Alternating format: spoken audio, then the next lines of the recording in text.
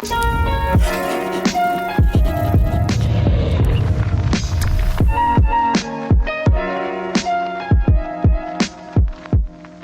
how the fuck you doing? Hey guys, Nadeshot. I just had to say it just to start it out like it normally is on this YouTube channel. I am so damn excited to welcome you guys to the first episode ever of the Selfmade podcast. This is a new podcast that is going to live on my YouTube channel. It exists everywhere podcasts are streamed, on iTunes, Spotify, the whole get up there. And the first guest, this was the dream first guest, because this is a podcast that is all about entrepreneurship. It is a podcast that's all about business. It's a podcast to learn about the minds of all of the greats in the industries that they're involved in. We have Hector Rodriguez, the founder and CEO of OPTIC Gaming. Hector. Hectorius. ¿Cómo te llamas? Me llamo Hector Raúl Rodríguez Hernández, alias El Herculano. No, I'm kidding. Holy, that was... I used to say that as a kid, and it means nothing. I don't know why I said that, but thank you for having me on. It's a great honor for you to pick me to be the first. The inaugural, the first guest. Yes. Okay, really quickly, I want to give you guys a background, though. I told you a little bit, surface level of what this show is going to be. We're going to have tons of different guests from a bunch of different places in business. It's going to be fantastic, but I have a recurring co-host. This is Jackson Dahl. He is the director of business development here at 100 Thieves, the first employee ever. So I just want to get it out of the way now so you guys know who he is. Give me a background, Jackson. Let me know who you are, what you do, and what you're excited about to star in this podcast. First off, I'm really stoked that we're finally doing this. I think it's been a year in the works, maybe more, and I'm glad to be a small part of it. I joined Matt as the first employee at 100 Thieves about a year and a half ago. Before that, I worked in investing, so I helped invest in new companies. And after doing that, I saw a bunch of really cool things happening in gaming and saw something especially cool happening with this guy. So I came over and joined him, and mostly that was a terrible high five. Let's try one more time. We spend most of the day yelling at each other, and the rest of the time we try to run an esports team and everything else we're doing. Yeah, and you've done a phenomenal job. You went to USC. I did. Jackson's a dude. Whenever I meet people, because I meet a bunch of people that go to USC, we're a little obnoxious in the surrounding LA area, and I always go like, "Fight on!" I got a. What is it? Fight on? Yeah, fight on. Like, what was Harper College's like calls? Like, what? Harper College? Yeah, Harper Palatine. Y'all ever heard of Moraine Valley Community College? No, it is a community. Harper is a community college. I think we were like shout out to them. The Hurricanes. They got to work on their branding a little bit. But no, because it's like at a bar, you could be like, "Did you go to school?" Yeah, I went to Harper. Oh, Harvard.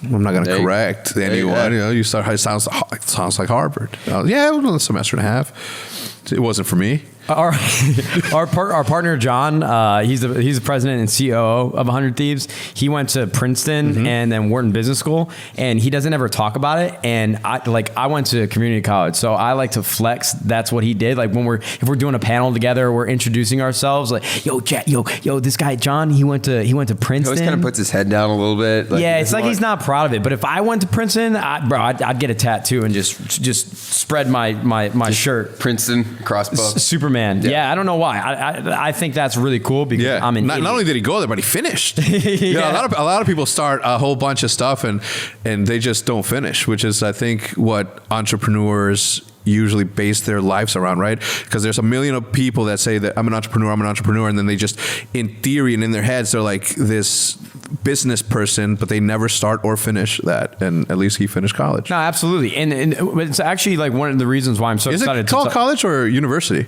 I don't think it matters at this point, to be honest with you. We are this YouTube channel has been around since 2010, and I felt like my life has evolved in so many different ways, in the way that I work and the businesses that I'm a part of, and just the industry of esports in general.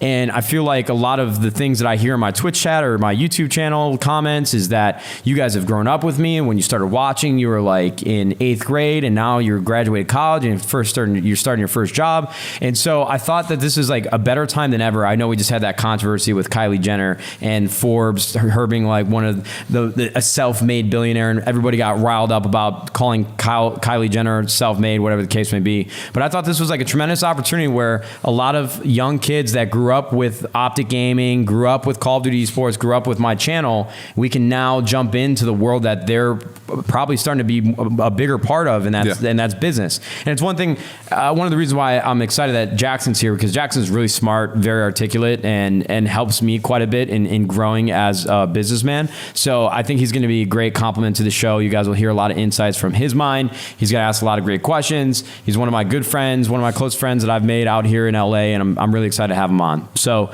that's the background. I will say I feel pretty lucky to be on the very first episode with probably the two biggest, most self-made men in esports and gaming. Like, obviously you guys did it together at the beginning, and getting to watch both of you and talk to the guy who kind of helped shepherd this guy in is pretty awesome. And I think that's, we appreciate you, Jackson. Thank you. Wow, it's so lovely. So many feels. This is great.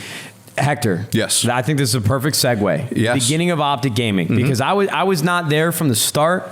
I just want to know brief description, because I'm sure you've talked about this a lot. Yeah. I know you've been on different podcasts and you've made your own videos, and a lot of people know the story, but I want to hear, from your mind, the start of OPTIC Gaming, your background, where you began, everything there is to know about the business world of Hector's mind. For me, it was an after school sort of project that I did after work project. I would come home, play Call of Duty as my disconnect or my decompressor to just get lost after the world. At the time, I was working in the mortgage industry during the mortgage boom. I was in subprime lending, working for Washington Mutual at the time, Long Beach Mortgage. WAMU, that was my first bank. Yeah, WAMU. We were selling. We had a thing that said it's not a home, it's not a loan, it's a home. And What year was this? During that year. Oh. The movies 2008? the movies that are being made. 2007 probably. Yeah. Well, I thought the 2008 was the like 2000 crisis. 2005, 2006 is when Judith and my wife and I were working in the mortgage industry, and I was making a killing. I was a closer for that business, and we sort of, I'm not going to go into the details because I don't have anything to do with the legal part of that stuff, but it was, at times we would get home and Judith would be like, what we're doing is wrong. She's like, some of these people are not going to be able to pay these $500,000 balloon payments at the end. And I would be like, baby, let's work on ourselves. Let's do our job. We'll let the professionals, the mortgage officers and the people that rank QA worry about that. We're going to do our job, and we're going to make a whole bunch of money. You gotta look out for yourself first and foremost, right? Yeah. A little bit. When I see the movies, I'm like, oh my God. The Big Short? Yeah. Have you seen The Big Short? Of course. Oh man, it's incredible.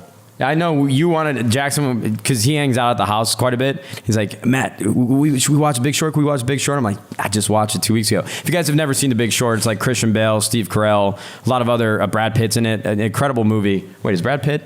Yes, he is. Yes, The Big Short, incredible movie. It talks and dive deeps into the world of the mortgage crisis. Yeah. So that's pretty interesting. And I think when I met you, it wasn't until years later when you were working in OPTIC Gaming. No, we met. We met before that. We met when I was working at AIG.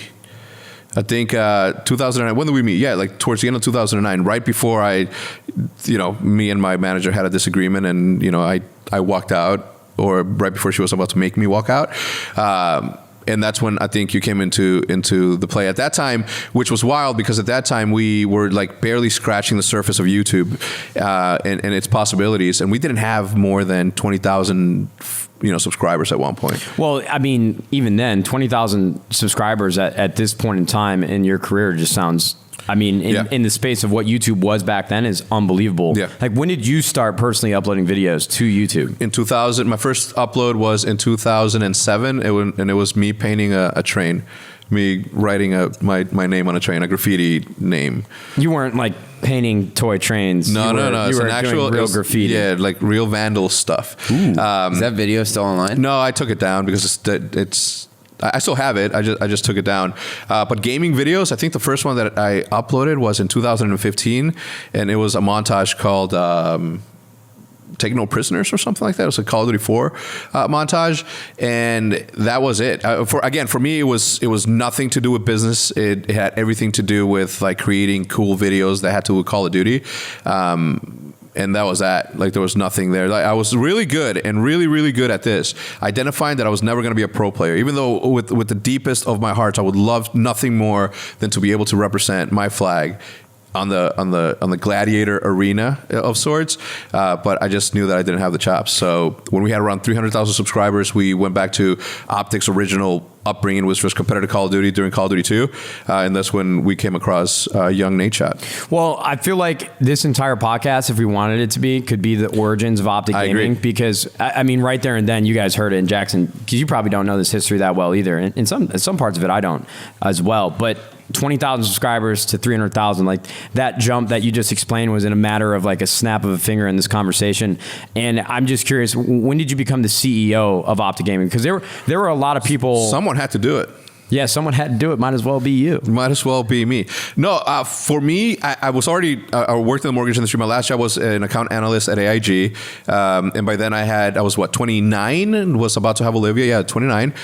So by that point, I had already been I already worked in a bank. I was in the mortgage industry where I did, pretty good work. And then obviously AIG. So I had business experience from a corporate standpoint, from a sales standpoint. So I always figured if there are eyeballs there, then there's something to be sold, or so we can sell something. I've always had this sort of entrepreneur mindset, and I can track it back as far back as high school. And I always do this in my talks and speeches when I talk to high schools. And it's a bad thing, but it sort of like made me discover, maybe apply myself in a positive way to make a real business out of something. And this is going to sound super, whatever, but I was a subject of the place that I grew up in. We, as kids, obviously didn't have everything that we needed to have. You're born in Juarez, Mexico. Yeah. No, but I'm talking about, fast forward to being in the United States, living in a condo and all that stuff, not having the ability for my dad to buy me cool shit. So I had to do it on my own. So one of the things that we did that was, don't do this. Obviously, I don't think you can, but we would go to Walmart parking lots and pick up receipts from the ground, right? We would pick up receipts from the ground, see what the items were on there, and then we would walk into Walmart, grab all the items on there, and then we would go return them for cash back. Wow. Right? And yeah. Hustle. Yeah. We did that, my friends and I did that maybe like 3 times, and, we stopped doing that. It was just, too risky. But, later on in life, I realized that sort of mindset where if you're creative enough to be able to come up with a scheme like that, then you're creative enough to come up with a scheme like that is legal, and it's going to be more profitable in the long run. Yep. And that's what this was essentially. I would sit at AIG where I was an account analyst. Like some of my accounts, just to brag a little bit, was the great grandson of the Bacardi empire. His name was Facundo Bacardi, George Lopez, and a whole bunch of other So you're pretty good at your job. At that time? Yeah. The only problem that I had on my last corporate job at AIG, was that I was daydreaming. And I saw something happening on YouTube that I'd never seen before. And at the time, Zuri Gris was the only one that had hit 50,000 subscribers. And I'm like, I wrote it down on my calendar. Pardon the rings, everybody, okay? Just it's a championship, Call of Duty, world championship for that. Anyway, back to the story. We would write down I wrote down on the side that I wanted to be Zuri Gris's agent. Like that was my first thing in everything. And I said to myself, I'm like, I need to reach out to him, and then immediately, if I can get him to agree to let me represent him, first thing I'm going to do, first order of business, is get him to do an interview on Game Informer. Because if he does an interview on Game Informer, like nobody else had 50,000 subscribers, 50,000 eyeballs on him playing Call of Duty. And then I took it a step further and said, okay, we have to have like this 0 hour where Gris, because his name starts with a Z, like we have the 0 hour. For 1 hour, he'll play live in front of people.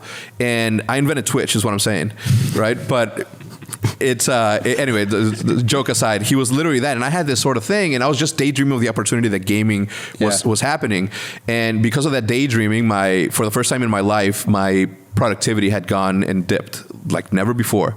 And little by little, my manager and whoever started getting mad, and we started having disagreements, and I was just like, I'm done with this. I'm out. Is that right when you quit, you became the CEO of Optic Gaming? Yes. You decided that it was going to be a full-time gig. Yeah. So you were involved with Optic. It was something you were thinking about doing at night, whatever. Yeah. And then when you quit, it was like you called up Jay or whoever it was and was like, I'm doing this. Let's go. No. Whoa, Jackson. No. Come on, man. No, it's okay, Jackson. You just crossed the line. Don't cross the line. No, I'm kidding. No, it wasn't like that at all. By that time, everybody from the original founders were gone. It was just me, Diesel, who was also, he's the guy that came up with the logo, with the Optic Gaming logo. Shout out to my boy Diesel. And then at the time, we had this dude named Nerve, and it was just a whole bunch of fun, original people that were just good at Call of Duty. But, I mean, there had to be incredible risk in what you did, right? Because you had a great paying job. Yes. Did you have a baby on the way yet? Was Liv on the way? Liv was on the way. Jude was 7 months pregnant when I walked out of my job August 14th, Optic Day. So what was running through your head? I mean, obviously you saw the vision of what gaming could be on YouTube, and you saw what Call of Duty was doing from like a player-based perspective and how many people were interested in this. But what was the mindset? Like, how did you know that you were going to be able to put food on the table like 6 months down the road? Because that to me sounds like a terrifying thought. It is, but all I saw was eyeballs and people like there that were like almost yearning for something to gravitate towards in gaming. They wanted to learn about Call of Duty, and I was there, and I had this thing where I'm like, there's sponsorship here some way, somehow. And our first sponsor was Drink Redux. And the name of the brand was Cocaine. Do you remember that? What? You don't remember this? No. Yeah, look it up. It's an energy drink called Cocaine, right? And they were the first ones that said, no bullshit. That you don't remember that? No, I wasn't. I don't think I was a part of Optic then. Yeah. Anyway, so I saw there was an energy drink called Cocaine. Yeah, Drink Redux. Cocaine and cocaine accessories. The propane. Anyway. I just saw eyeballs and I saw an opportunity. And for the first time ever, I was in a position to just go for something that I've never gone before. Go do something that I was so passionate about, like, making videos on YouTube. I never knew that it was going to end up where it ended up. And I mean, I hoped for it. I saw it. Well, it had to. Yeah. It had to. But you weren't no choice. You quite literally had no choice. And I feel like that leap of faith is where you're either going to have wild success or it's going to crash and burn. But you'll never know if you don't take that leap of faith. Yeah. So for about 6 months, we made videos. We up until the point we made making videos for like a year and a half with no revenue. For the next 6 months after I quit, the day to day, I made videos with no other thing but grow the audience, sell sponsorships. But Hutch, with his affiliation with Machinima, told me, there's like, you can make money off of making videos, just that. And it was at that very moment that I said, I'm never going to do anything for the rest of my life besides this. And that is unbelievable. And that thought right there is the first thing that you explained to me, where I thought, wait, I might have a really big opportunity here. Because I didn't know that people were making money from YouTube videos. Like, my young, non-business oriented mind. How old were you at the time? I mean, back in like 2008, I was 16. I was 16 How old were you in years old. 2010? That's when we met in person. 2010, I was 17. Okay. And I think for me, I didn't have any exposure to like really the world of business. I mean, I went to high school, and then I was like freshman year of college. I think we met sometime while I was still in high school, though, when you explained that people were making money from YouTube videos. Yeah. And I had already been like uploading Gears of War montages to my channel. I really was obsessed. I talk about this a lot in like traditional publications when they ask me about the vision behind 100 Thieves and just content creation in general. I was obsessed with traditional sports growing up in Chicago. And my brother and I, we just watched SportsCenter on loop during the summer every single morning from like 7 a.m. until Price is Right came on, and then it was back to SportsCenter and SportsCenter's Top 10. And I just wanted to show other people how good I was at Call of Duty. And that was really it. And so for you to bring me into the fold, where for you it wasn't a choice, like you had to build a business, you had to make money. For me, like I felt so lucky and so privileged to now be in this bubble of knowledge, to know that I can take this a step further rather than just competitions and doing it for fun. Yeah. And it wasn't easy at first, obviously, because it was a space that was being invented in some sort of way. And at the time, 100,000 subscriber was now 10 million subscribers. It was such a small look. It worked in a benefit because we were there from the beginning, but at the same time, it was not as easy as it is today. Although it is ultimately super impossible to sort of generate and break out of the millions of people that are uploading gameplay videos. But at the same time, if we had the same opportunity back then and we hit the sort of success that we're hitting now, the opportunities would be bigger and endless. And it really is a testament to how important time can be. Absolutely. I think for success, there's a recipe, and there's so many assets that need to, that play into that successful recipe. And I think one of the challenges now, like, esports at this point is like a multi, like hundreds of millions of dollars of industry. Yeah. Like there's no avoiding that. And it's quickly approaching, I mean, billions of dollars, like in coming from all different places. But back then, Optic Gaming, like your main source of revenue for you personally was the sponsorships that you were selling against the team. And obviously you had YouTube as well. Yeah. But now, you know, as a young player, and that was okay back then because nobody was paying their players. The entire team, none of us had salaries. And we had like certain sponsor projects where when we started to grow our individual channels, like Scump and I became a certain, we had a certain audience. Hector would break us off like parts of those sponsorships. But like Optic Gaming was being funded through those sponsorships, but you had a really tough decision to make. It's like, okay, this is my personal income along with YouTube. How do I make sure that I'm taking care of my players and I'm taking care of the team, but I'm also taking care of my family? And I know that was a really big pain point for you and something that you stressed about quite a bit. And that caused friction for us later down the road, but that was unavoidable because Optic Gaming was so different from like other traditional teams. It was just an anomaly, really. Yeah, and it got me so mad, and it sort of like made me, you know, try to build everything harder. Do you remember the conversations that we had when we were like, how is EG getting like all these sponsorships when we have 10 times the viewership that they do? And they didn't get it at the time. It was like, it was insane to me that I would go to the SteelSeries at the time was our you know, our main sponsor, and they would pay me $400 to fly the team out to events. But at the time we were also taking 10% of all the videos that were being uploaded to the Optic, you know, to the main Optic channel, and then we would use that to sort of refund that. And you know, the sponsorships weren't as big as they are today, but by any means. They are not. Shouts to Rocket Mortgage. Run it up. Run it up. But yeah, it was difficult because at some point I was selling my art. You know, I would draw on faceplates and I would make $40 per plate, and I would buy them for $1 off of Mad Cats. They would sell like Redskins. They would sell like football teams. You know, Xbox 360 faceplates that you can detach and attach. So I would buy them in bulk. I would buy 100 of them, and I would paint 100, and then I would sell them for $40. And that's how I was helping Jude sort of like make ends meet on this side while still trying to. There's one of them. Yeah, Red. Shout out to that dude. And I always tell the people that help me, that were buying those, that they are like. Oh wait, here's more. Yeah, Dale.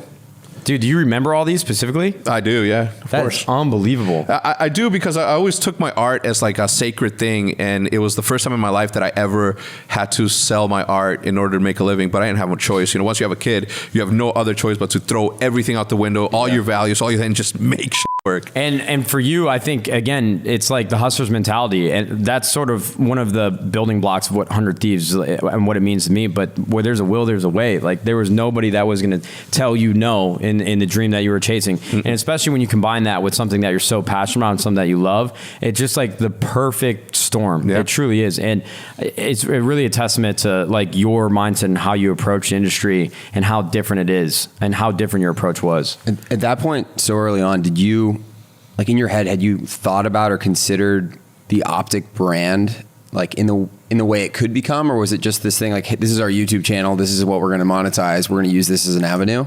Was it like that from the beginning, or did it? No.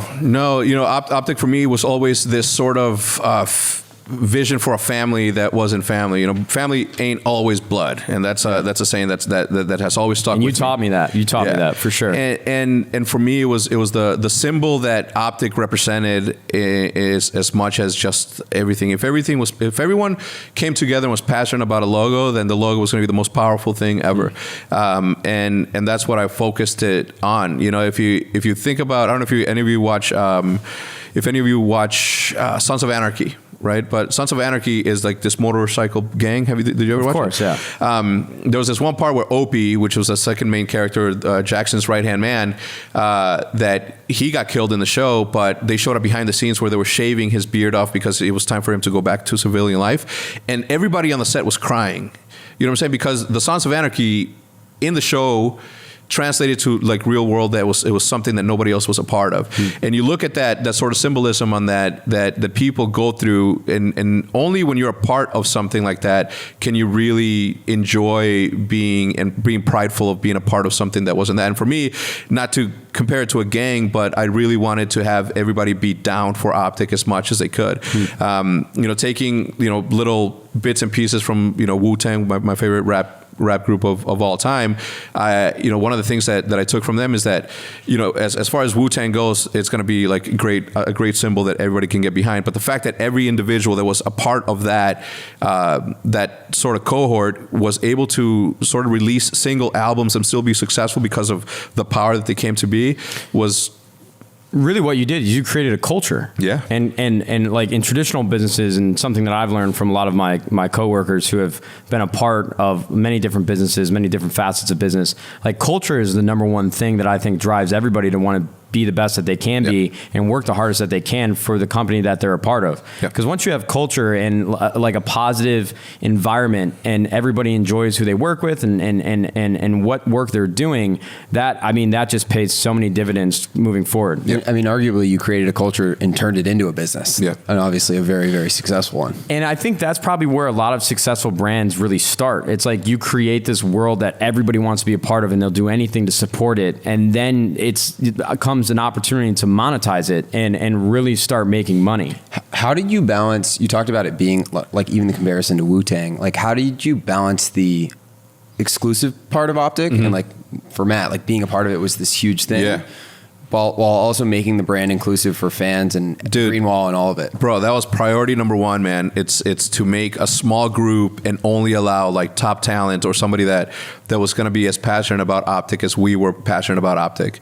And because of that sort of culture that we created, we also wanted to give something to the fans, something that they could be a part of. Again, not to relate to gang or anything, but a group, a family that they could be a part of that directly coincides and is a direct sort of part of the business, part of the group, part of the family, and that's what the Greenwall was.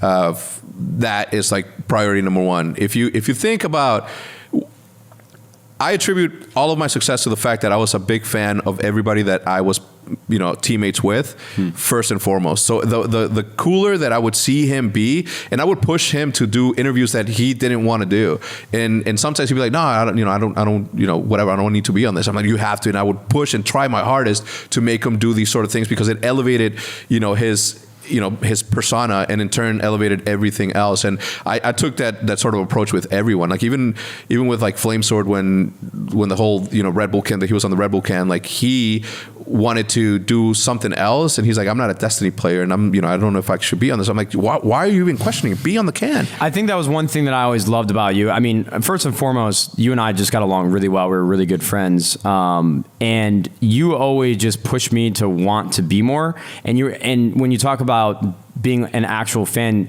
you were just genuinely excited to be a part of anything that we were doing. Like whenever you traveled, you're the first one at the house to get us a limo and bring us to the airport. When we were gone, Judith was at the team house cleaning up our rooms, and there were just so many things that you did that like made us feel like family. And I feel like all those small things added up to one bigger picture when we would upload videos or we would talk about it on stream, and people could see that we were just truly great friends from the inside and out, and that resonated so much with the audience. I feel like it was just hard to ignore. It was just something that you wanted to be a part of. And I guess that really sort of brings me to my next point, was the OPTIC Gaming, the first 60/50 Russell Drive team house. Because at that time, there were houses before in esports, but it was purely competition. And I think that you had a vision for OPTIC Gaming and for that house specifically that I think a lot of us that were a part of the team saw, because we all believed in it enough to actually move in. Everybody came from around the country. Big Timer came from Arkansas, Merc from Ohio, Scum from Pennsylvania. I was already streaming on Justin TV before that, and then it switched over to Twitch. I had a couple hundred viewers, but when we finally made it to the OPTIC Gaming team house, Russell Drive, 60/50, that's when everything exploded. And you were the driving force behind that, because again, we didn't have a ton of sponsors at the time, Jackson. Like we didn't have like a ton of money coming into the company, and any money that really came in, it would go to Hector, and he'd figure out what to do with it. But he did so much to make that house a reality. And I guess I want to hear your mindset, because we've talked about it before, but what was the driving force? I don't know. I just felt that there was going to be some sort of like reality show where people wanted to see behind the scenes. And for me, it was all about connectivity, right? And one of the things that you opened my eyes to, because it was, at that point, we had already been making videos. We know the game, right? But it was like you who became this sort of outlier in a sea of other people that I saw a real opportunity to connect. And the way that you connected with the fans was like incredible, and that alone, just like, I'm like, oh my God, if we can put a whole bunch of people together, we're just gonna give this thing sort of sidekicks and characters in a show that we can make an entertainment on. And I don't know if you remember this, and I still have it, the X-Files, like day one of the house, I wanted to create what Vision is today. Like I wanted to start it back then. Remember, I would follow you. Like I have video of you and Scump arguing. I have video like the biggest blow-ups, right? And they just never saw the light of day because, you know, it was one of those things where I just didn't want Optic to be a TMC team. I wanted it to be pure, and I didn't want to take shortcuts with drama and shit that would upset the fans in a sense, which would have been super easy in my opinion. Yeah, and on top of that, one thing I am jealous of is you recorded everything and you saved it all. Mm-hmm. I have never archived like one single file of any video I've ever created, and you have everything, and that kind of scares me. No, there's nothing bad in there. Well, you have that video of me playing basketball for the first time like 5 years. I always threaten him. Yeah, I always threaten them with it. Good. It's not good. No, but I think that foresight is just irreplaceable, and I mean that led to a lot of success that we had because you were a character in that house yourself. It wasn't just all 4 players who were really good at Call of Duty and then traveling to events. Like you were like the father of the group and probably the funniest one there. And so like really the dynamic between just the house itself was unbelievable. It's so far ahead of its time. I can't believe the amount of, I mean, like you look at half of YouTube now and it's taken over the sitcom, and the sitcom is now all these YouTubers and bloggers and characters that exist and interact and are so much closer to the fans than any TV show ever could. And it's, I don't know, it's amazing that you guys were, or that you were thinking about it in that way in whatever it was, 2010, 2011, 2012. Well, at that time too, and the reason why I think it's important to talk about this is because, again, I think culture just led to business. Because at that time, I mean, yeah, we were thinking about money because that was when Twitch TV started introducing subscribers, and the ad revenue was unbelievable. We would leave our streams up while we drove to Chipotle, and we'd still have like 10,000 people in the stream waiting for us to come back, and I'm on my phone logging in while I'm waiting in line at Chipotle to run an ad. I was like, on my complete like business, I need to make a living. This is my chance. I'm not going back to college. I'm not going back to McDonald's. It's not happening. And it really started out of love and passion. Then we realized, holy shit, we can actually make some money from this. Yeah. And so I guess, you know, as we transition, we talked a lot about like the beginning of Hector Rodriguez and Optic Hex. And I think a lot of people know the story of Optic Gaming, but I'm curious now, you know, when Optic finally took that next step, right? So for me, you know, we've never really talked about this publicly, but at that time, Jackson, and for everybody that's listening and watching, I was leaving a lot of money on the table being a part of Optic. You know, like there were individual brands that were approaching me. They wanted to do sponsored promotions, and I was quite literally leaving hundreds of thousands of dollars on the table because that was like the peak of my career, and I felt that. And I knew that pressure. I don't think it was like my utter motivation to leave the house and move to LA because I was chasing a girl, and that was a fantastic time for me. But as I got out there, I was so disconnected from the world of Optic that it sort of like caused resentment where it's like, okay, this business is growing so much and I'm not seeing I'm not reaping the rewards of the brand that I helped create. And you and I always had that friction, but it was never something that, I think it was tough for us for a certain period of time. But what you did while I was away is pretty incredible in itself. Like you took Optic to a place where when you first came into the business, it really wasn't making any money. You nurtured it, you helped it grow, and then you had an opportunity to finally take it to the next level. So I would love actually if you could just walk everyone through what the initial process was for finding funding and investment dollars for Optic and why you thought it was necessary. Well, it was easy, right? It was an easy thing. I saw that the competition was going to, I don't know. I always seem like a snob when I say this because we were doing good work. We had good money coming in and it was going to all the right places. But people were going to get outside money in millions, in the terms of tens of millions of dollars, where I would not be able to compete if I'm just focusing on sponsorships. If it was a game within itself where the more you produce, the more content you create, the more sponsors you get, and you grow it that way, that's fair field. Everybody plays. I will continue to play that game forever. But when people started taking in money, all I saw was a place where somebody's going to go and say, Scumpy, I will give you $250,000 to come play for me, and then on top of that, I'm going to give you $10,000 a month to come play for me. Bring all the fans that you've garnered throughout the years, and then we're going to sell sponsorships against that. And blah, blah, blah. So that was like my biggest fear, right? And you know, we vetted a lot of people. We actually spoke to the group that you guys ended up talking to at the end. You know, I met with Blake Robbins like super early on, and we had like super cool conversations, but it just never materialized into anything. But yeah, that was the sole reason, you know, fear that somebody was going to, and maybe I didn't give, you know, my teammates and players like enough faith in them that they would say, we're gonna stay with you no matter what people fucking ask me for, you know, no matter how much people offer me, I'm gonna stay here because this is what it is. And I would never be in a position to say, well, you shouldn't take all that money, you know, because I just can't be a player hater like that. That's just not me. You want your friends to get rich too. Yeah, and it sucks because, you know, they're just like anybody else, a lot of money was being left on the table because of certain decisions that we had to make as a group, and it's always that's always been like one of the pain points that everybody's going to go through at the beginning of any esports organization. You know, identifying who deserves what and, you know, how they fit into the fold. And sometimes you sort of let the relationships be more than just a business thing, because if I can say anything true, and the truest statements about esports is that it's more than just competition and business. Like it really is a family. It's easy to say it's a family, but more than anything, it's a team. It's a team effort that people have each other's back. They go through certain adversities together, and because of those adversities, you sort of come together as a group to defeat those, and it becomes like more than just a team. So tell me, and just give me a rundown over the last couple of years, right? We've seen a lot of things happen in the lifespan of OPTIC in this new era of investment. Yeah. So you have the Halo ring on right now. Yeah. The Halo team was dropped. Yep. Got rid of them. I remember, if you want to talk about it, or if you can talk about it, I mean, you have before, but it seemed like there were a lot of things happening at OPTIC that just didn't seem like par for the course for how the brand was normally run and how you normally operated. So can I have just a little background? Because you and I have talked about it a little bit personally. What were the last couple of years like for you at the helm, or what happened? Most frustrating. I come from a place where nobody tells me what to do, and nobody ever told me what to do. Still to this day, no one tells me what to do. But it was more people sort of with their hands. There was too many cooks in the kitchen when there was only one chef.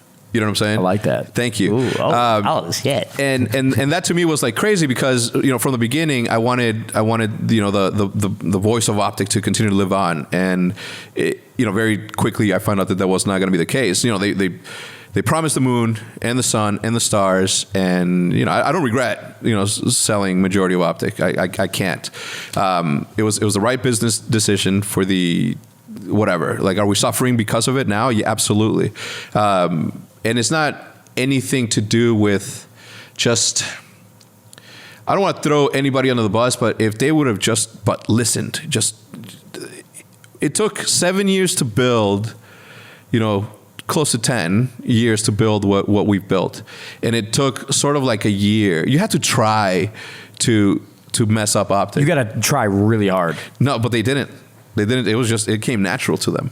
You know, it came natural to sort of say goodbye to culture, say goodbye to everything that we built. And it all started with, I knew that the tide was turning when somebody decided to release a jersey after we had already released the 2018 jersey.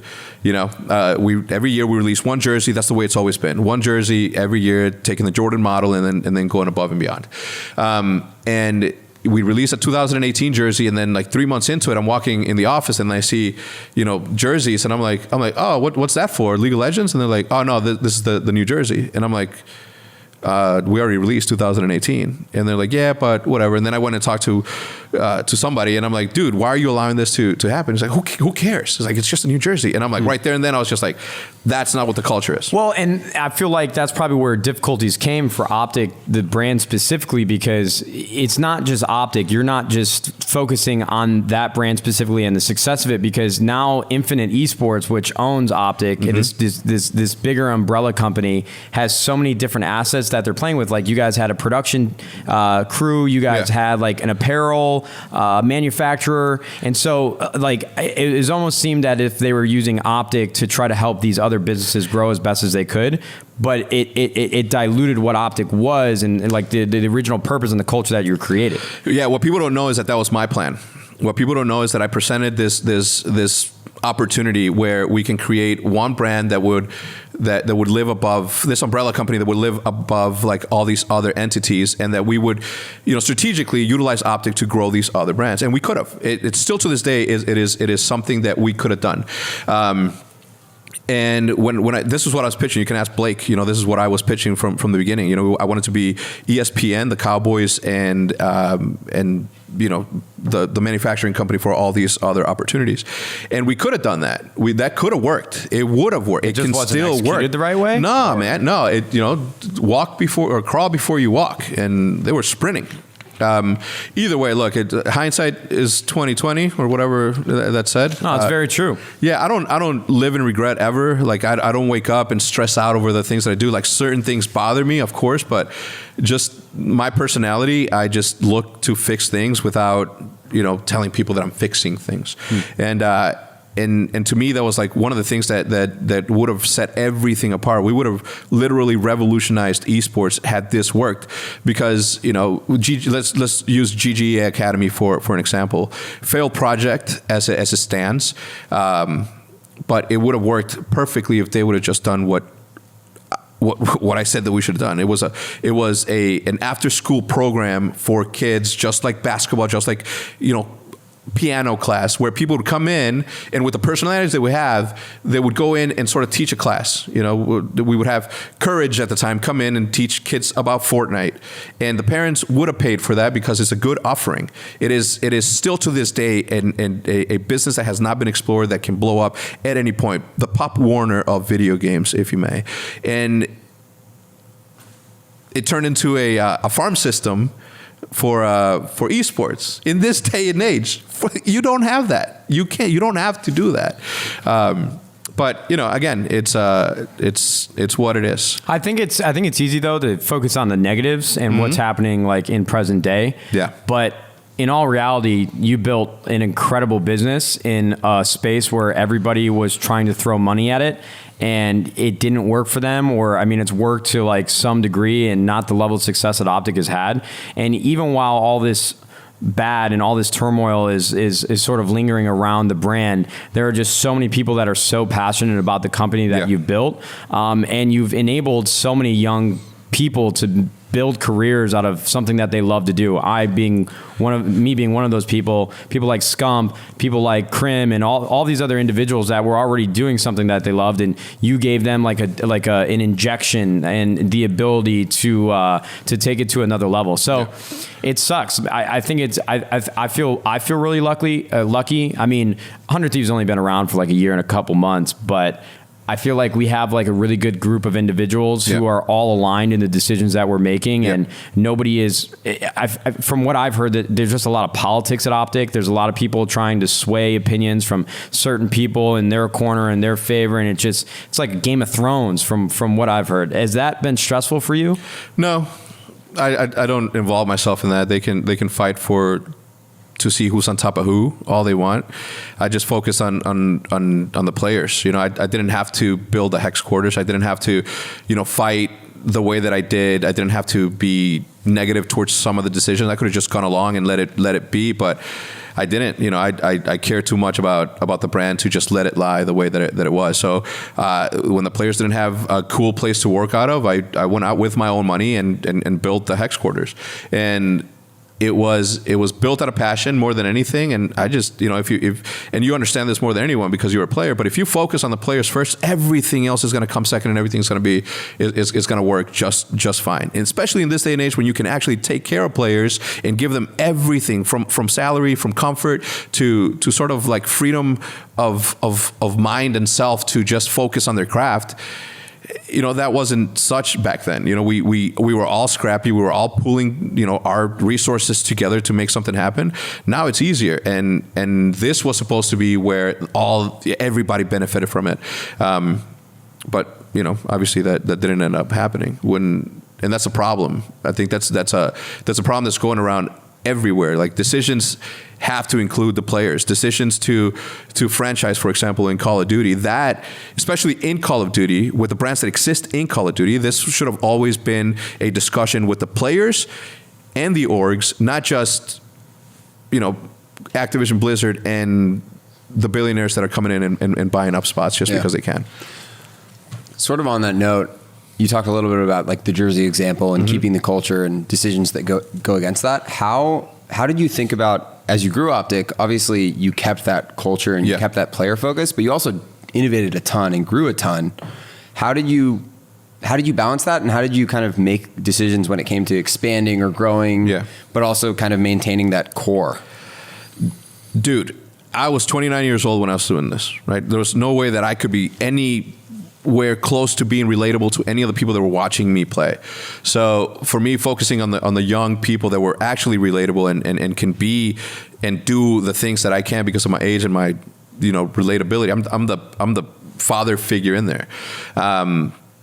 Culture is nothing but making rules and abiding by those rules. We're only making one jersey a year.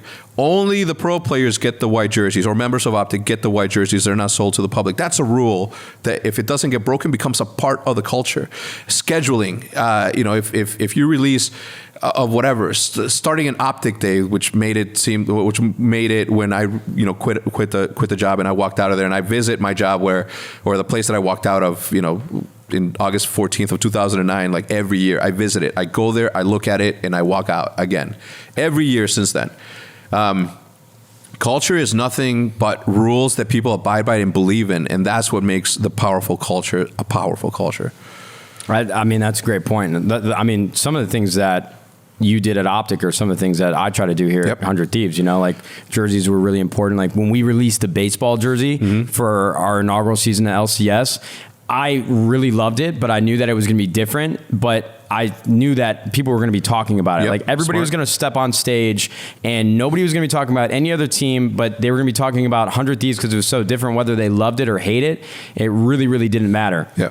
And we do the championship whites and rather the championship blacks on Sunday, which I've always really, really loved. And those are just small examples. I feel like there are a lot of intangibles when it comes to culture. I feel like it's a really hard thing to peg down as this, like in a just a list, because I think it comes through small interactions day to day that really turn it into a bigger picture. It's all, I think culture really stems from experiences, and that's something that's really hard to point out and make it tangible. I feel like we've talked a lot about negatives in the last 15 minutes. Well, before we move on, this shit got a little too serious. No, it's all good. Let me before we move on to the positives.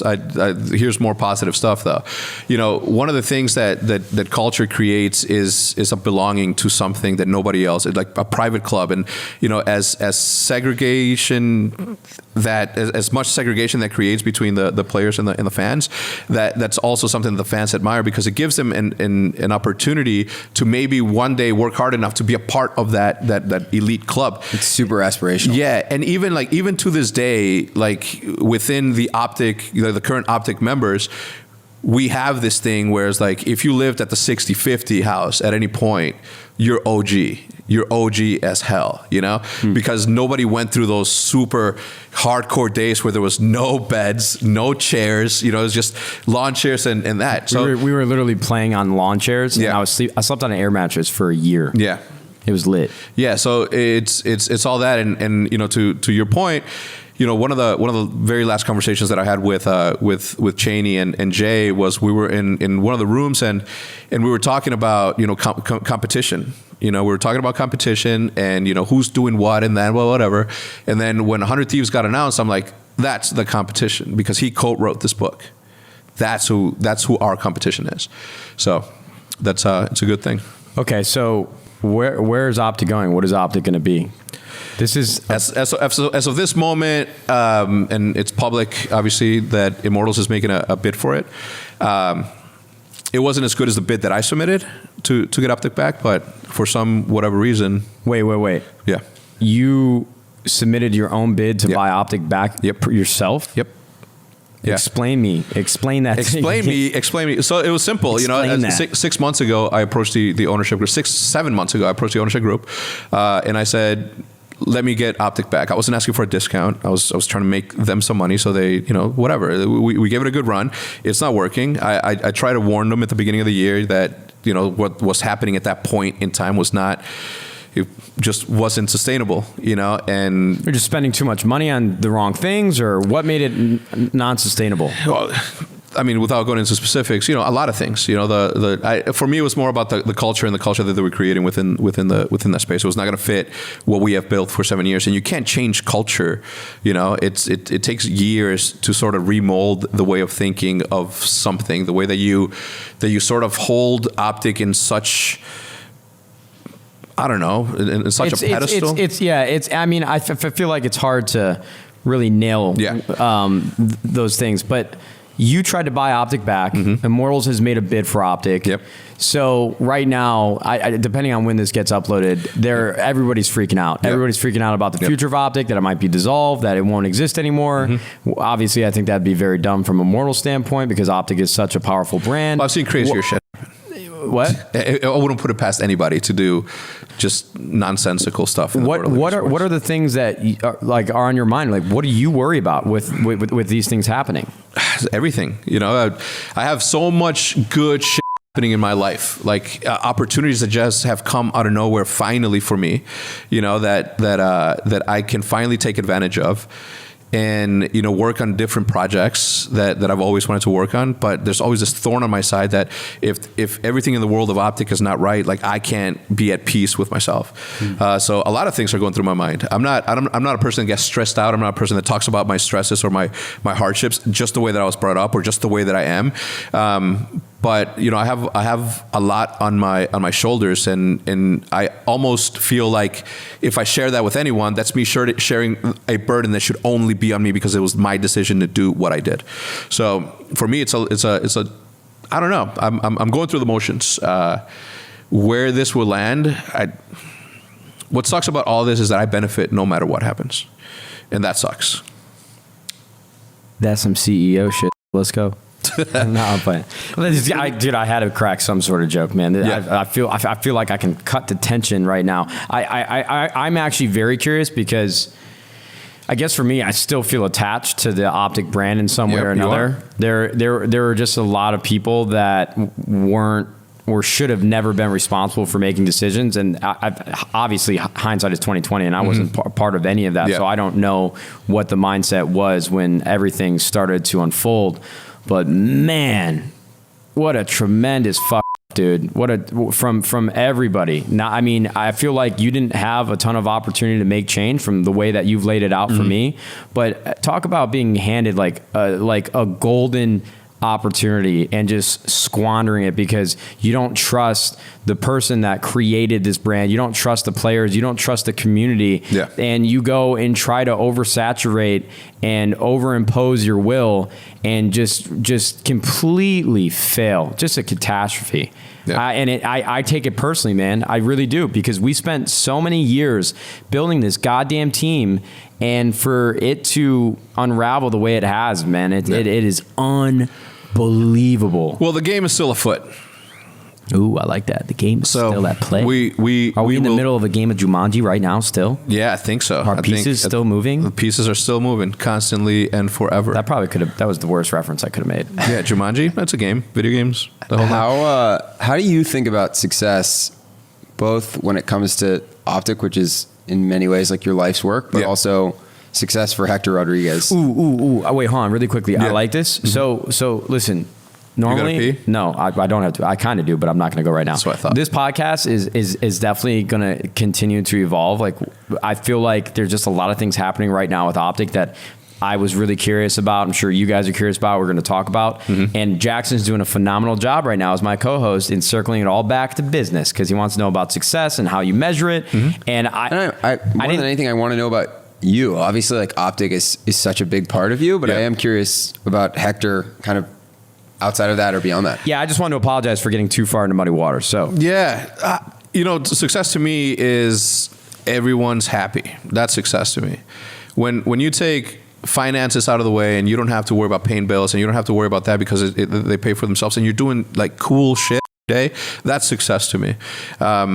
It's a lot harder for people like you now that you have employees and you have people that you have to take care of and you have to put before you that makes it difficult. It's so much like if I was you, I would have never done it.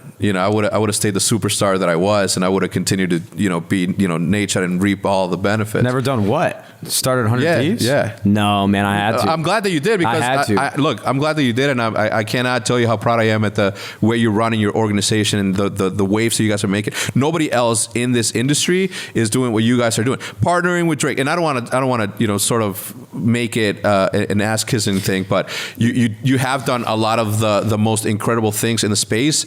I want to cut you off because I disagree with you, because I want to share my perspective, because I think it's really important, because you can't see it from my shoes. You can't walk that road that I was on, because you were already in the position that I'm in now for so long, through so many incredible moments and so many opportunities. Yeah. But when I came out to LA, I talk about it quite a bit.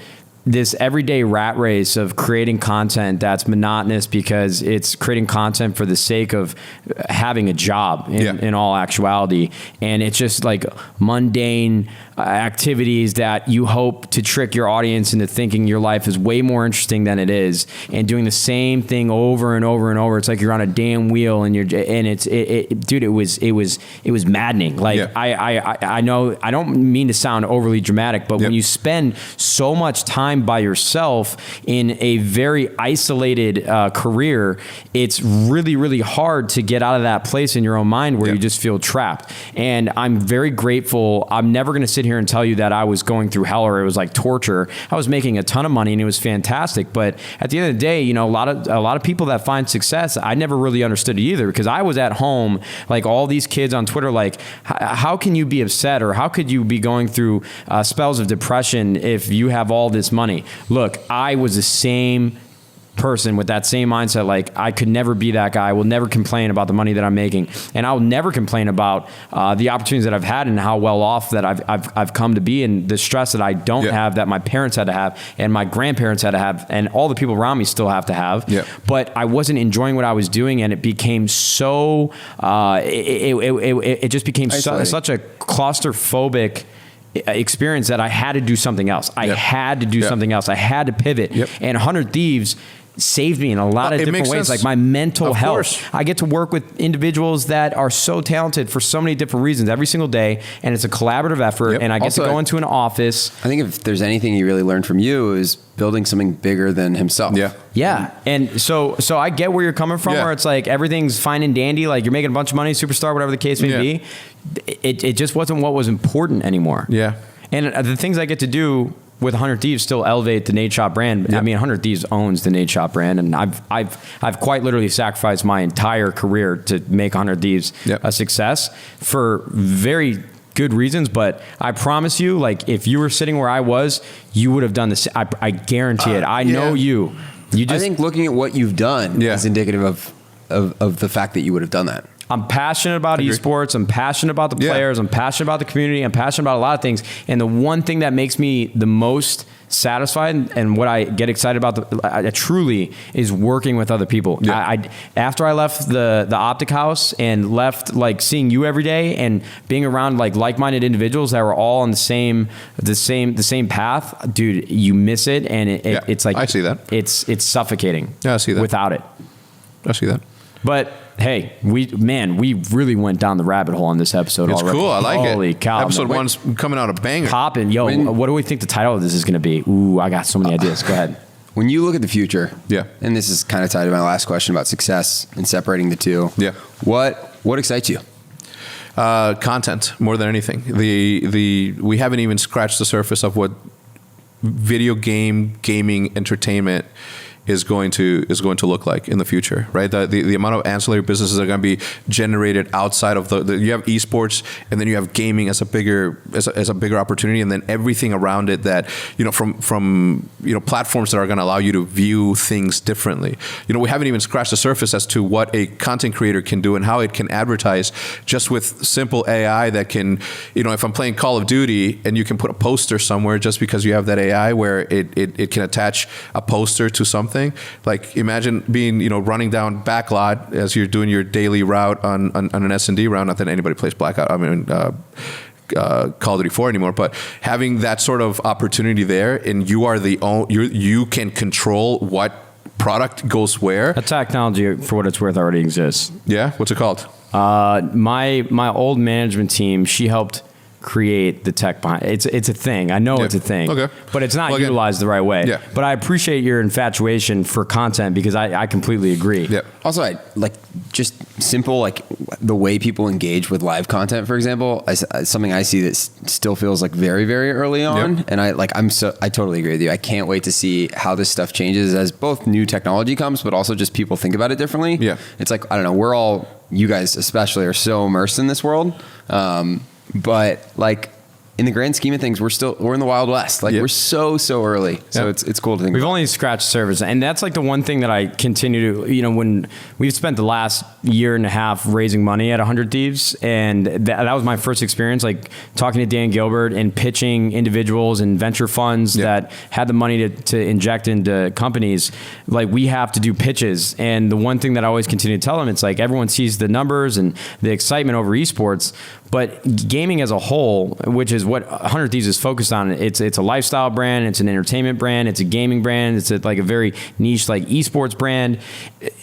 Technology within gaming is only going to continue to be innovated. It's only going to continue to grow, and to really see where gaming it is now. It's like this isn't the NBA, this isn't the NFL, this isn't the MLB, this isn't like a traditional sport that's going to stay the same and always going to be the same. There's always going to be another Fortnite. There's always going to be another Minecraft. There's always going to be a Grand Theft Auto, and so that's why it's so exciting. And there's going to be a whole bunch of H1s and PUBGs that are going to, climb and fall eventually. But and that is where the future tellers have to come into play, and that's where people that are coming in new to the space have to look at history, because it does repeat itself, and look at the experts for guidance and advice as to what not to do because of sort of esports institutional knowledge that has happened in the past, and that's where a lot of people are gonna fail. That's where a lot of people failed, but that's why I'm really excited about what we're doing at 100 Thieves.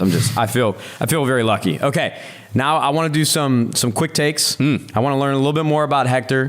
I mean, because we've obviously, you're very business minded and you've done a phenomenal job. Of course, you know that I know that. So now that you went from Chicago. You spent a lot of time in California. Yep. Spent a lot of time in Texas.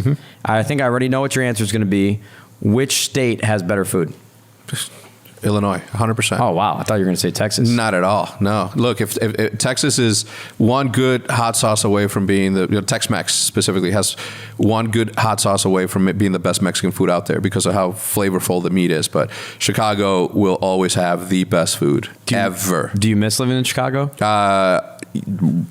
No. 24 winters, man. That's it. That's 20.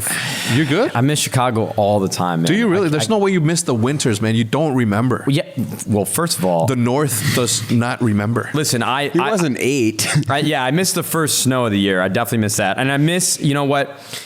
If I could live in Chicago, and hopefully one day I'll have like a second house there. If I could live in Chicago from like November 15th to like January 1st, I absolutely would. Thank you, Hector. I would love to experience the winter and the holidays. Like Christmas is my favorite, and I love being around the snow and the cold. It's fantastic.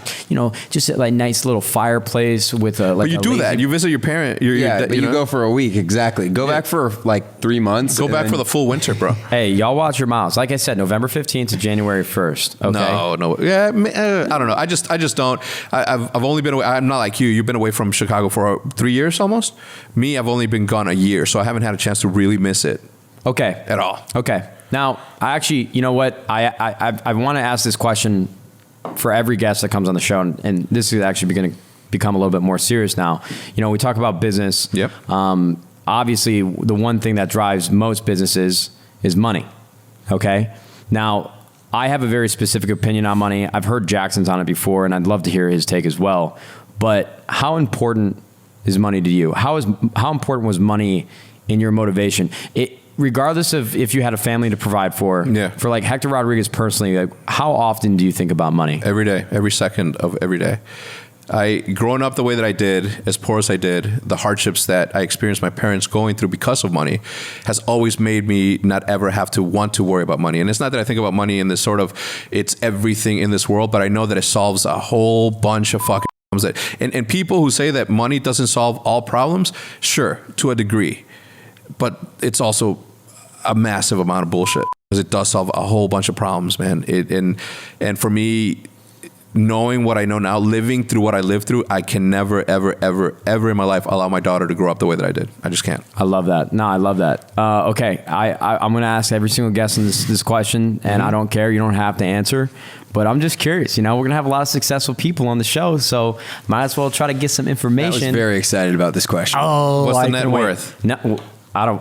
First of all, I don't want to know that because I think I might be really upset and really happy at the same time. Yeah, I get it. What is the single biggest check that you've ever received? Like, what was like the biggest amount that you ever seen on a piece of paper?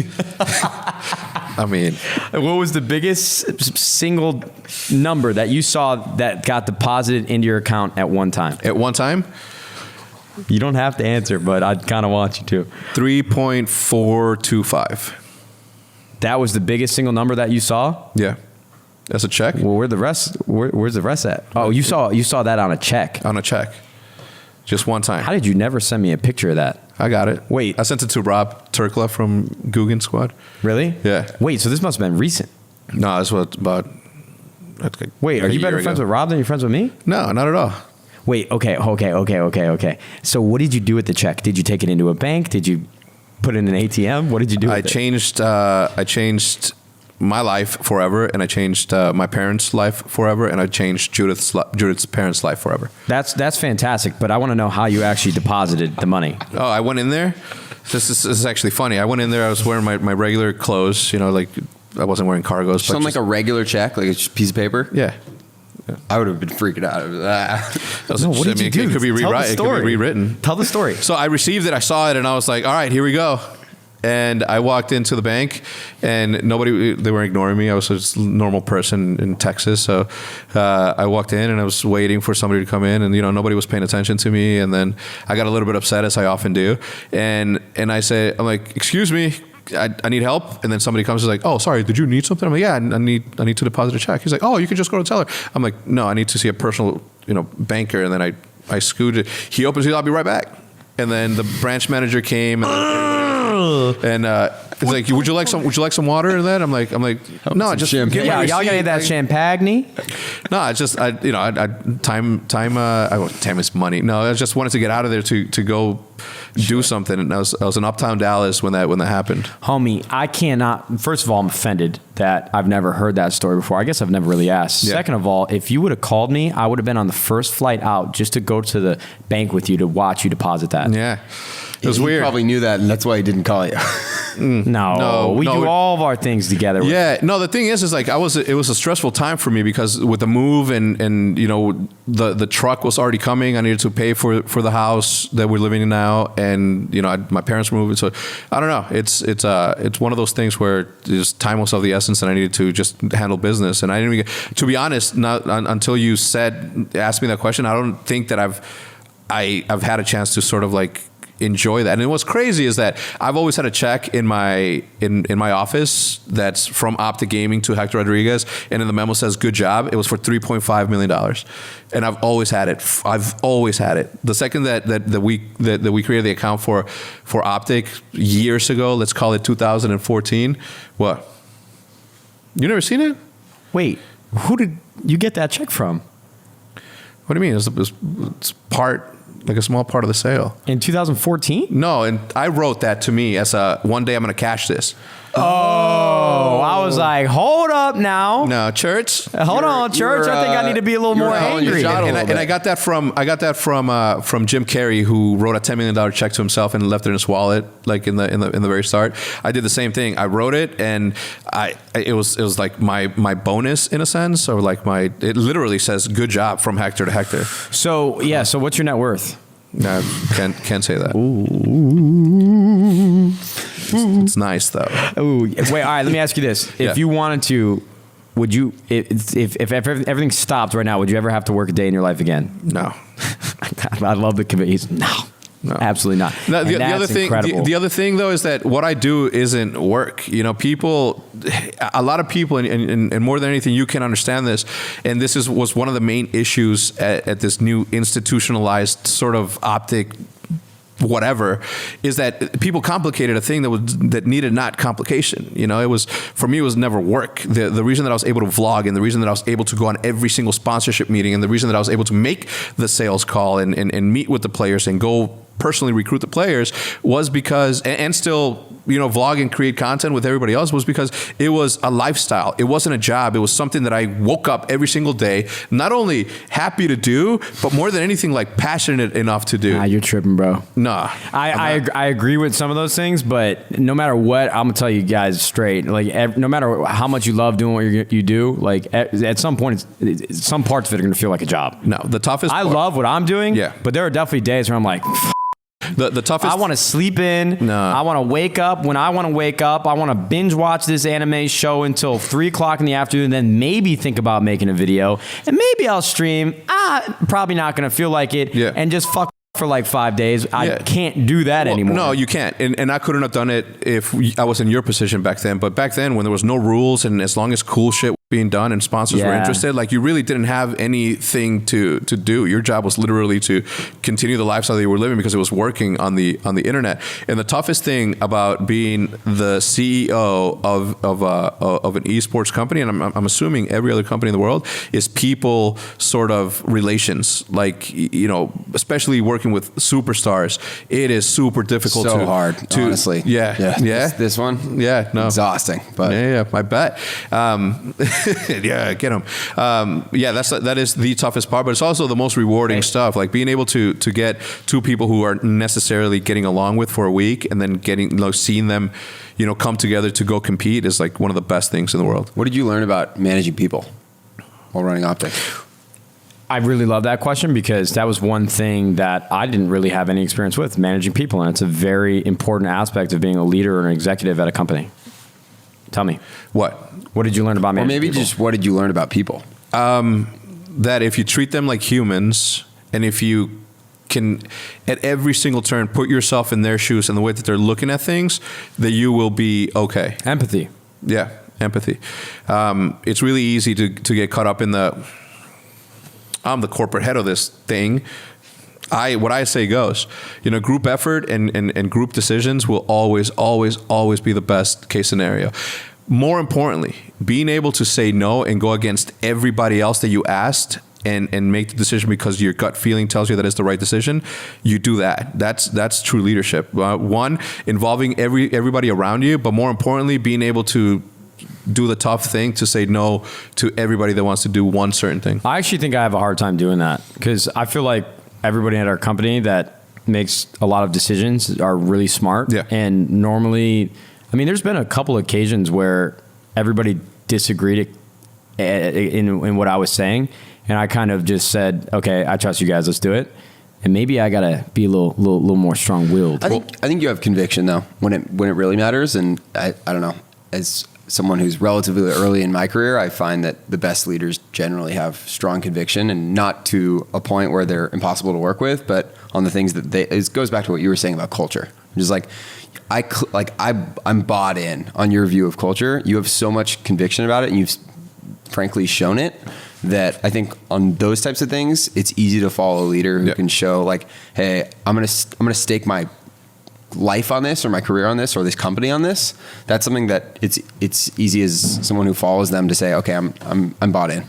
Yeah, I think it's a great take. Listen, I think that this podcast is going to evolve in ways that I can't even imagine right now. One thing I do want to say is Hector and I have such a great relationship, and we've done so much business together. We've experienced so many aspects of life together. I think that this episode probably is very different from what it'll be in the future. I think Jackson will be a much bigger part of these conversations. I apologize if you didn't feel as if you were contributing as much, because I know sometimes you guys will see the comments like, Matt, you didn't let Jackson in enough, or Jackson didn't even say anything. Me and Hector are just like super tight, and we always love talking, but I'm going to need so much help and so much perspective when we start talking to other leaders in their spaces that I might not have a great perspective on or a great relationship with. So I think you're going to do a phenomenal job. We got a great recipe coming. Look, at the end of the day, like we're here because we want to learn about amazing people who are self-made, by the way. And we definitely got to do that. So. I have a gift. Well, hold on. We're not finished yet. Okay, good, because I have the gift. Okay, we're gonna break it up here really quickly. We're gonna do something that's funny. You want to give a fun. shout out to the sponsors real quick? I do actually want to give a shout out to our sponsors. I want to show some love to Rocket Mortgage, the presenting sponsor of this podcast, Selfmade. They have done a phenomenal job of enabling me to have this incredible set and to bring the guests on that you guys will see on this show. And so, a quick word from our sponsors. Really quickly, guys, I want to give a big shout out to Rocket Mortgage, the presenting sponsor of the Selfmade podcast. Over the last 2 years, they've been here side by side with 100 Thieves to support our organization however we need them to. I think the Rocket Mortgage Team House, where our Legal Legends program plays out of, is a terrific example of that. Rocket Mortgage understands that a home is so much more than a house, and they are there to help whenever and however the client needs. Rocket Mortgage by Quicken Loans, push button, get mortgage. So here's something that we've been seeing quite a bit on the internet, on Twitter specifically right now, is unpopular opinions. I never did the girl filter. Oh wait, what are you talking about? We're talking about No offense, Jackson. unpopular. You were talking about mine earlier. I'm just Okay, saying. I want to hear some unpopular opinions. So we have a couple here. I'm curious what your takes are. All right, first unpopular opinion about Game of Thrones. I'm so passionate about it. Unpopular opinion, season 8 is actually really good. I am enjoying it thoroughly. Yeah, that is a really unpopular opinion. I know. And it's people the don't wrong know how to opinion. enjoy life. People like to complain about just about everything, to be I fair. agreed. But seriously though, can we all agree that the show has been rushed? Yeah. My take, I watched Game of Thrones in about 3 weeks. Seven seasons. Season 8 should have... No, you hold on. He's the guest. I'm the guest here. And as such, do you have a Game of Thrones podcast the way that I do? I dissect every... It doesn't matter. But season 8 should have culminated in the Battle of Winterfell. That should have been the end of that. And then season 9 and the final season should have been the lead up to the Clegane Bowl and ultimately the rest of it. I think that's a great take. A wise man. I just think, they did an incredible job of developing characters unlike any TV show has ever done. And I feel like they threw it away with Daenerys and her temperament and the things that she's done. I think they just threw away so many years of hard work through character development and they rushed it. And that's why that is my take. So that's a popular opinion. Yeah, I appreciate your unpopular opinion. All right, next unpopular opinion. The NBA. LeBron is better than Michael Jordan. Am I allowed to do that? I don't know. Psych. I was about to say. Look, I was very confused there. And an unpopular opinion in this day and age is that Michael Jordan is the best, and unfortunately, because it is the only true fact that has ever lived in this planet. Michael Jordan is the best. Period. Is it really unpopular? Yeah, a lot of nowadays. The millennials are Michael Jordan played against mailmen and plumbers. Unpopular opinion: texting. Unpopular opinion about texting. I don't know. I've never thought about it. I don't even know what to say. What's your unpopular opinion about texting? My unpopular opinion about texting is that I like turtles. Okay, that's what I don't have one. Unpopular opinion about Chicago. It's unpopular opinion. It is the most beautiful city in the United States of America. Wow. I think a lot of people do like Chicago, though. I don't know if people would say that, though. It is the most beautiful. No other city has a river going through it. No other city has. Look, you guys have probably lived here as long as you guys have, so you guys see it as normal. But there's no human feces and piss at every corner. Okay? Ooh. Hey, we live in West LA. Yeah, let's No be unpopular opinion. All right, really quickly, I thought of my unpopular opinion. I think emojis are an incredible way to keep conversations interesting, and they are an absolute nowadays in sharing emotion via text. I think emojis, we should see them in all forms of media. Emojis. I've upped my emoji usage in the last couple of years. Yeah, absolutely. I've stepped it up. All right, the last unpopular opinion, then we're going to let you go because I know you got a flight to catch. Unpopular opinion, superhero movies. It's sort of hard to think. Unpopular opinion, the first Superman is the best Superman movie that's ever existed. The new one. With Henry what's his name? Cavill? The Yes. Christopher Nolan one. Yeah, the first of the new ones. I think he produced. Yeah. Oh, I actually, yeah, Zack Snyder. What is it? The Sun? I don't know what it's called, but I know. Man of Steel. Man of Steel. That's it. Man of Steel. I know that is actually an unpopular opinion. I won't say it's like did you say it's the best superhero movie ever made? No, it's a Superman movie. Oh, best Superman movie ever made. I actually, if you go back and watch that Man of Steel specifically, the more you watch it, I think the more you'll enjoy it because I love it. I really like it. I really like it. Here's the unpopular opinion. The new Star Wars, the 3 Star Wars that came out together with Anakin Skywalker all the way to him becoming Darth Vader are the best Star Wars movies out there. It's unpopular, but I love every single one of those movies. We were doing so well. Yeah. This whole podcast was fantastic. I was on board. Unpopular opinion. Oh my. Unpopular opinion, Star Wars is a trash franchise with terrible storylines. You can watch like the top like 50% anime shows, they have better stories than all of Star Wars. Mm-hmm. Listen, Star Wars average. It just oh wait, please, one episode, guys. I'm out. Please don't dislike the podcast. I'm really sorry. Please come back. I really only 50% didn't of mean the it. hosts of this podcast feel that way. So all right, Hector, I have a gift. Wait, really? I have a gift for you. As your first podcast, as a congratulations on starting your podcast on such a cool. No way. Wait, what is this? On such a cool title. Hold on, I love gifts. This is something that you and I have experienced in person, but it is none other than I already know what this is. Than Bobby Carlyle's statue of a self-made man. As you see here, he is literally chiseling himself or creating himself out of a rock. This is self-made. Yo, what the hell? How did you pull this off? Where did you get this from? It almost didn't happen, but I was able to do it. This is incredible. Yeah, Hector and I were at one of our best friends' wedding. Ryan White, he's the head of gaming at YouTube, and we were drinking and roaming the grounds of the like 3 in the morning. Everyone was at sleeping. 3 o'clock in the morning, and it was on a golf course. It was really fun. We went on like uncharted hiking paths. It was really cool. But we saw this statue, and Hector lost his mind over it. And as I started to really understand what it was and what it meant, it was something that like I was immediately attached to. I cannot believe you remembered and actually found this and bought it and brought it. Well, when you told me the name of the podcast, I'm like, I got to get him that. This is incredible. Yeah.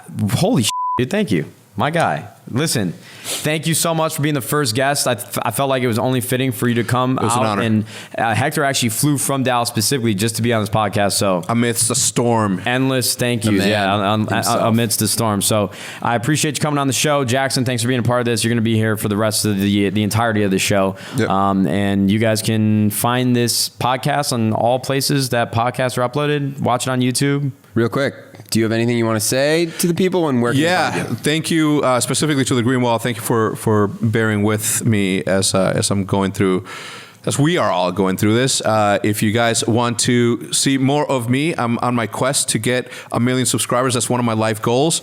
I'm 133,000 away. So I think that... Oh, we got that. Yeah, we got that. If you guys can make that happen through this episode, I will fly out here and work the cameras or something in the background for a little bit. I don't think that's much incentive. Maybe look at this. All right. Well, I don't think we'll be able to get you 133,000 in one video. But I think you can. Well, depending on when this releases, we'll see.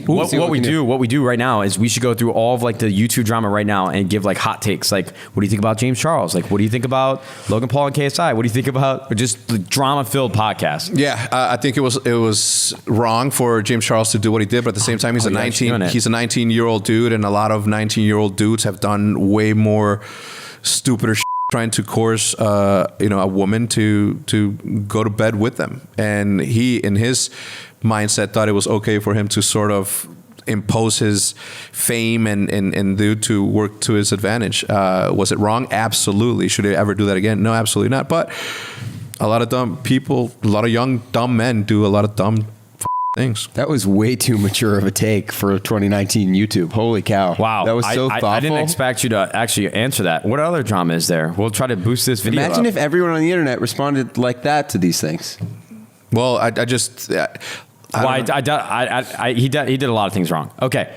I appreciate your take on that. Hope you guys have a fantastic day. I still haven't figured out how we're going to end this podcast, so I'm just going to go with the classic. It's on my YouTube channel. Jack. Wait, where can they find you? It's Optic Hex. Just search him. You're going to find it. Not everyone knows. It's in the description down below. Jackson, I appreciate you doing this. Whoa, I meant that as Just like a trying to clout help you thing. out. Like, Trying to get you to 1 million. Well, Thank you. I appreciate if anything here, Jackson. This is. I meant it like everybody knows Optic Hex. Like they don't have to go searching that far. Probably right, but Hey, still, I appreciate it. We've been doing this thing, gang, Selfmade, 100 Thieves, Optic Gaming. Maybe Hex comes over to the dark side and we start this fresh. I don't consider you guys the dark side. Ooh, YouTube. We'll see you fudging later. Goodbye.